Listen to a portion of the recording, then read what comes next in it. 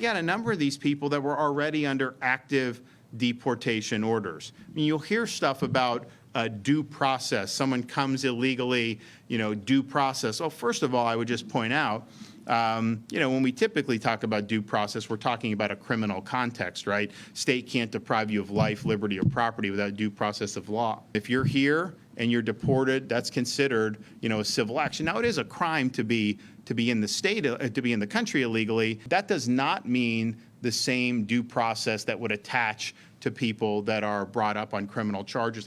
Okay, that was Florida Governor Ron DeSantis setting it straight for Democrats and the media that due process for illegal aliens is finding out if someone is an illegal immigrant. That's the due process they get. And to this story, the Trump administration is now putting armored trucks where far-left Democrats and protesters repeatedly tried to protest and block an ICE facility in Newark, New Jersey. 2 were arrested after a violent clash with police. Joining us now, look who's here, the Congresswoman Lisa McClain from the House Border Security Caucus. Congresswoman, it's delightful to have you on. What do you think about this story? Do you think Democrats involved in assaulting federal officers should be arrested? Because DHS is saying that will happen.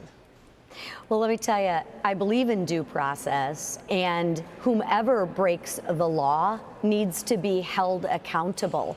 So if we find that these Congress people have broken the law, then absolutely they need to be held accountable. So in that facility, some of the worst people in the world, violent gang members, including MS-13, murderers and terrorists. Congresswoman, we'd love for you to react to Democrat Representative LaMonica McIver. She was caught on camera verbally, physically abusing federal agents. Let's listen to this Congresswoman appear to say what she was doing as part of her job. Watch.